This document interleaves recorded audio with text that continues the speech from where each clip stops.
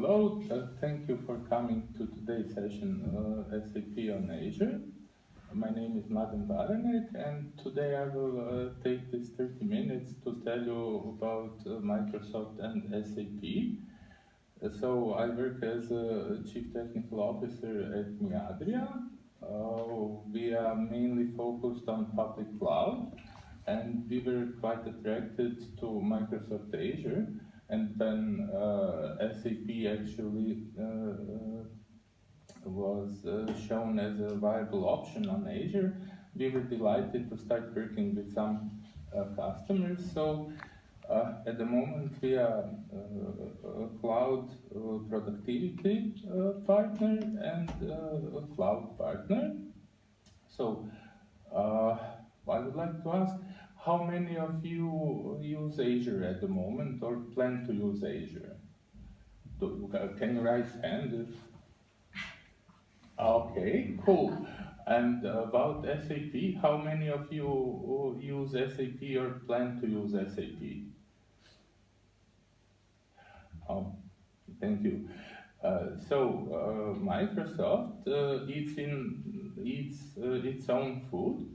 So Microsoft is a long-time SAP user, and CEOs of Microsoft, so first CEO of Microsoft and SAP had meetings from 1989, and recently they had big announcements last year when they announced SAP HANA availability on Azure.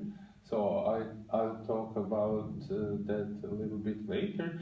But just to give you an overview of the depth of that cooperation, I included one slide with a lot of products and showing the roadmap when Microsoft adopted technologies, SAP technologies, so that you can actually feel comfortable using Microsoft technologies with SAP solutions. So this is not recent development, so it has a quite long history, and there are a lot of people who came from SAP to Microsoft, and they are supporting SAP solutions on Microsoft platforms.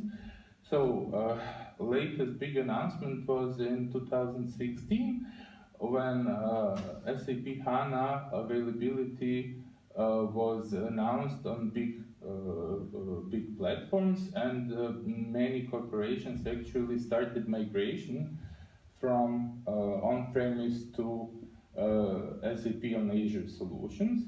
So Microsoft is one of the SAP clients. They have around 100,000 internal users, and they are running almost all of their SAP loads in cloud environment. So they are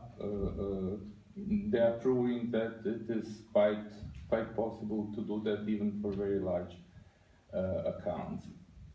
So at the moment, I just showed a small movie about Microsoft data centers, how they're built.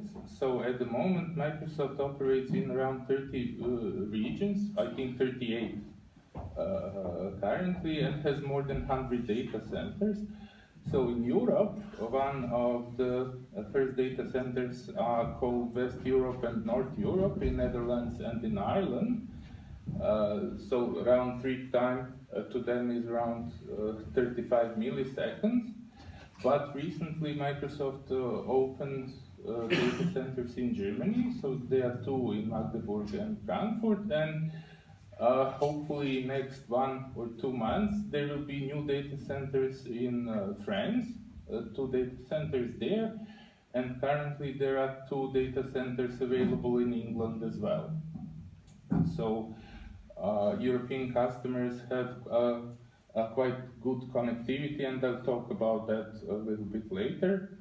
That shouldn't be a problem.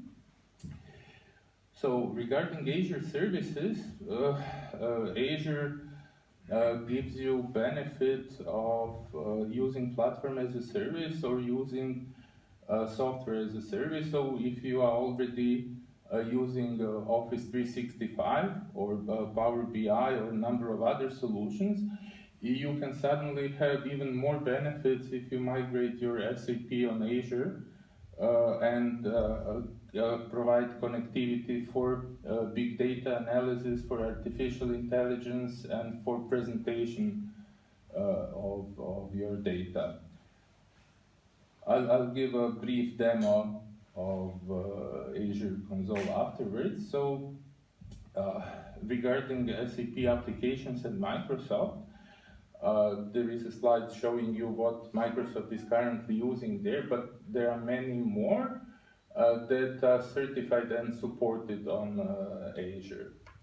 So why would one consider using SAP on Azure and not on-premise solutions? So our experience is that most of the customers have quite a long procurement process to obtain hardware. It is quite complex decision-making process regarding sizing of hardware, calculations. Are you going to buy 10 servers, 20 servers, how much storage is needed, and that can take up to 6 months according to our experience.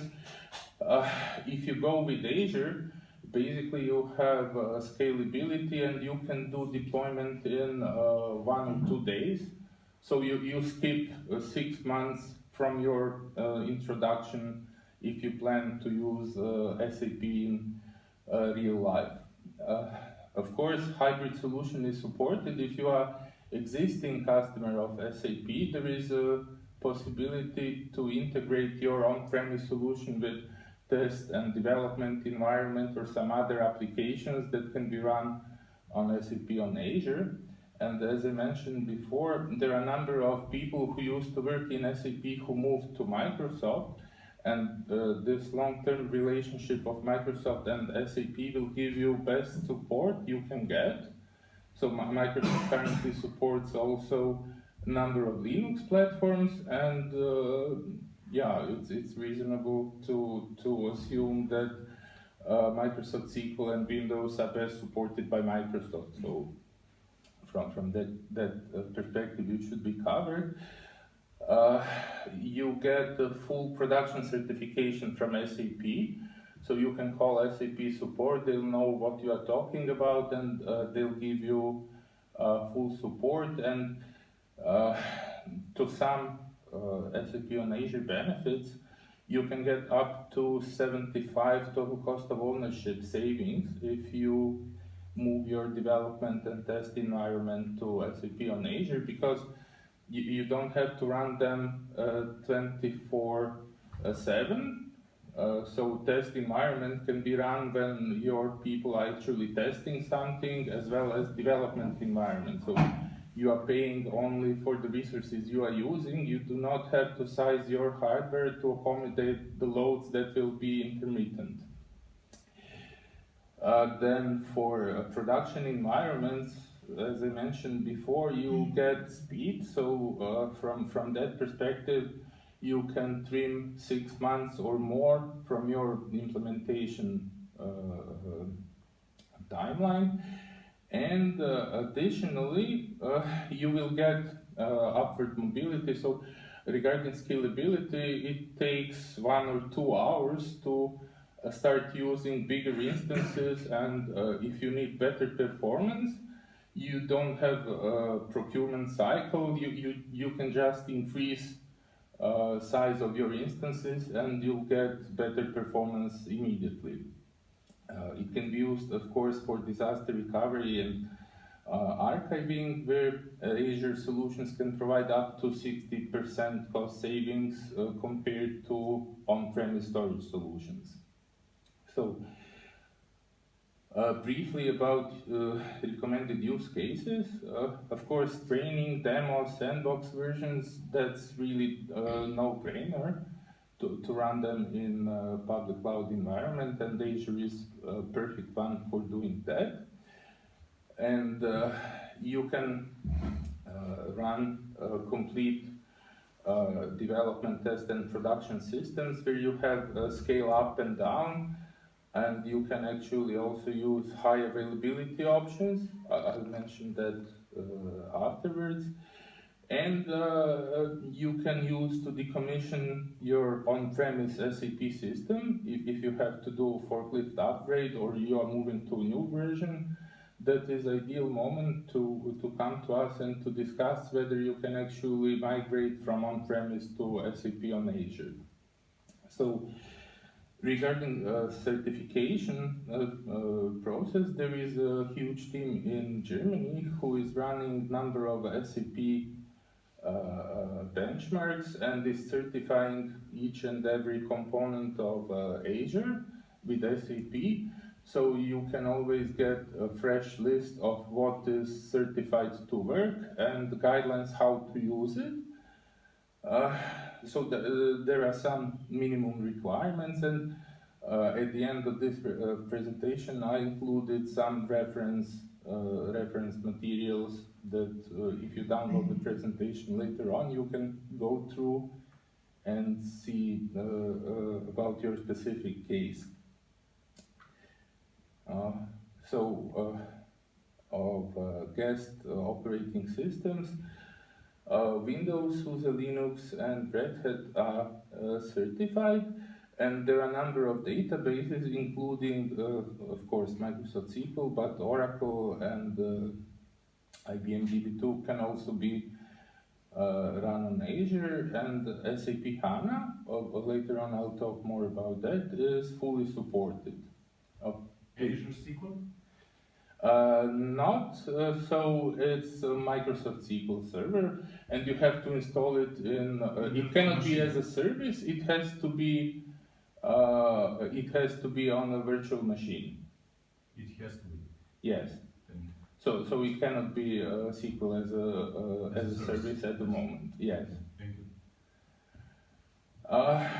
This is not comprehensive list of SAP applications, so there are many more that are supported. And regarding SAP HANA, you can do both transactional and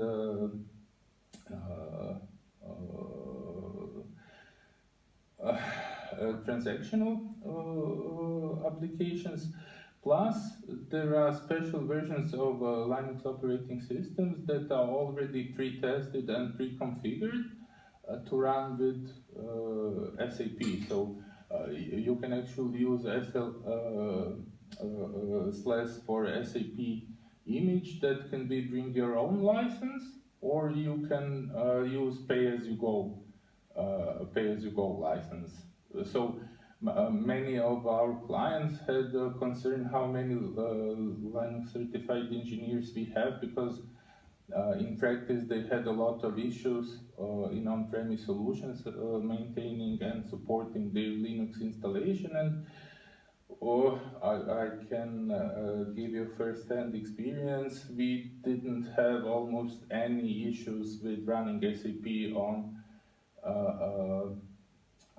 Linux customized versions on Azure. So that was really a breeze, and a few SAP system integrators were quite surprised how easy it was to install SAP, and they didn't have any issues during the process.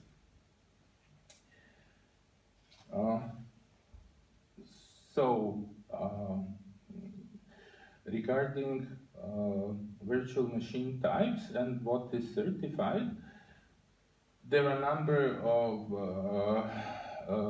smaller virtual machines that get certifications, and this list gives you an overview.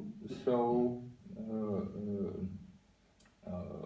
this SAP application performance standard figures shows that if you have up to few hundred users, you can run most of the loads even in two-tier SAP implementations. And of course, if you are using three-tier SAP implementation, then you can run around 1,000 users without the problem using standard standard Azure virtual machine instances. So it's worth mentioning this GS line of virtual machines comes with the GS5. So it has 32 CPUs and half a terabyte of memory. And if you are using that machine type, basically you are running how to call it, you are the only user of that hardware machine. If you are using any other smaller type, then it will be shared with some other users, or you can configure it that you are running only your load, but it will be shared resource. So this is how SAP two-tier implementation will look like. Basically, you have two options to connect with your on-premise. One is VPN gateway, and the other is express route. A VPN gateway means that you'll be using, I don't know, Cisco Meraki or some Cisco device, and you can have single-site or multi-site VPN connectivity with up to 200 megabit throughput. And if you need more, then you can use kind of a leased lines. So there is a level 3 partnership we have, and in Croatia and neighboring countries, they can provide connectivity to Azure with a 500 megabit, gigabit, or higher speed if needed. And those prices are not really some. You most probably be surprised about the cost of such connectivity. So there are two other issues. One is storage, and Microsoft at the moment has premium storage, meaning that you'll be using SSD disks and kind of a standard storage with magnetic media. So some of the solutions are requiring SSD as mandatory. As I said, there is VPN connectivity supporting both policy and route. So you can have IKE version 1 and IKE version 2 to connectivity. If you're using IKE 1, then you'll be able to do, you will not be able to do multi-site connectivity. So regarding two-tier architecture, meaning that you will run both application server and database server on the same virtual machine. We compiled a table showing you monthly cost for running 24/7 different instances. So if you can recall table before, this GS5 instance with four SSD disks for root volume and one SSD disk for log will cost you around 7,000 euros per month, and it will give you around 40,000 SAPS performance index. So that will be enough for a few hundred users of financial module, HR module. So for smaller companies, that can be a kind of a viable solution. And of course, if you are deploying three-tier architecture, there are two versions. One is with high availability, meaning that you can run, and it's supported with both Linux and Windows versions of operating system, that you can run up to 250,000 SAP units, meaning that you will be able to support more than 1,000 customers with instances that are readily available. So you can maybe only in a situation that you need to ask for increase of resources in your subscription, meaning that when you start with Azure, there are some limits of how many CPUs you can use, how many storage. So you just have to ask Microsoft support to increase those limits, and next day you'll be able to run any of the proposed configurations here. So how much time we have? Okay. Of course, if you need more than 1,000 named users, Microsoft is currently working on bringing to Europe dedicated instances, HANA large instances that are supporting transactional HANA, and you can go up to 4 terabytes. So you can run basically tens of thousands of named users with HANA large instances. At the moment, they are such instances are available only in US. So if you are using multi-node configurations, you can make configurations with up to 32 terabytes of RAM, meaning that you'll be able to support basically hundreds of thousands of named users.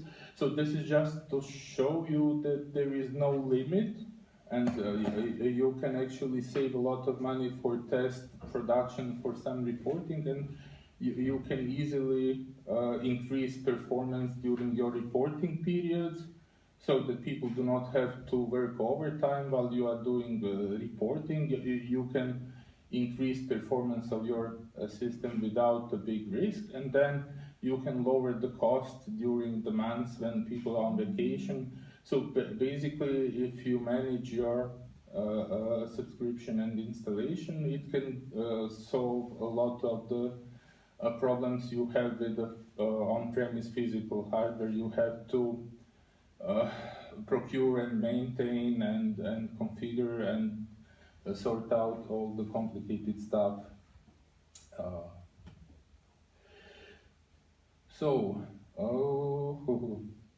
Yeah, I will try.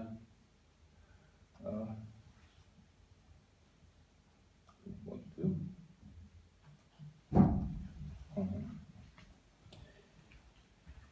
Let me see. Okay, so there is a catalog of solutions that are relatively easy to. Okay, am I connected to the internet? Yes.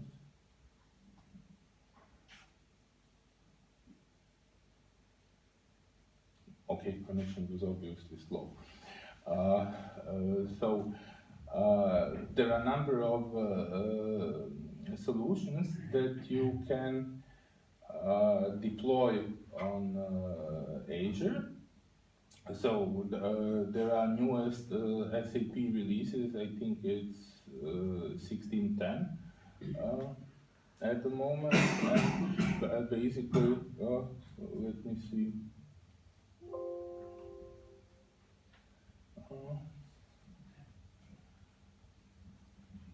Okay.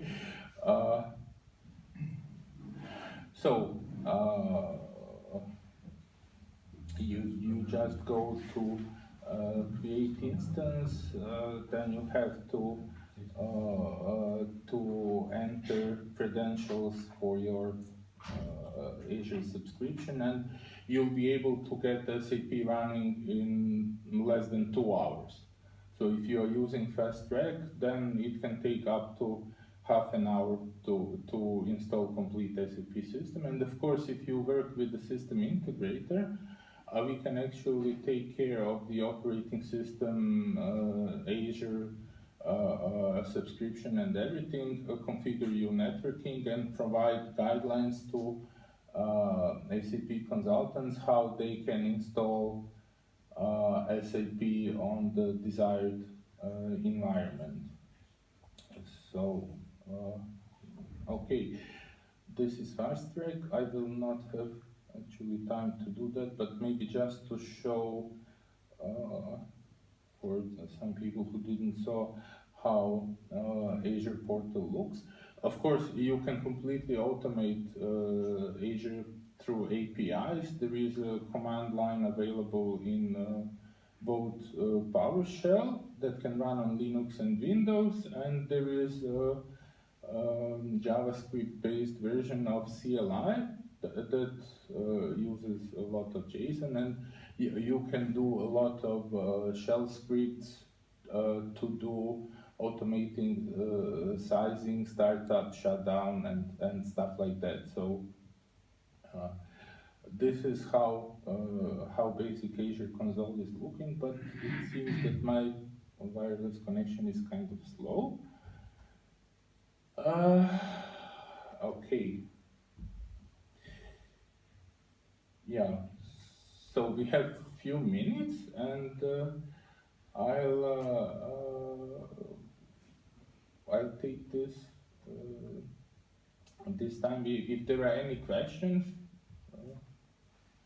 The main point of salespeople from SAP, they're selling HANA as complete solution, and they insist that they have in-memory database management for OLTP analytics. It's working fast in memory, etc. Yes. Do we have natural connection between SAP on Azure and our SQL 2016? Yes. It's supported? Yes. And SSIS is also working? Yes. Perfect. Thank you. Okay, well, cool. If that's all, but we get that a lot because many people have quite complicated setups, and they have trouble preparing their on-premise solutions with all the required patches, drivers, updates, and it's really quite complex thing. So it brings you a lot of value if you get image that is properly tested and certified by both SAP and Microsoft. And as I said, there are a team of combined teams of engineers from both companies, where if there is any issue, we can actually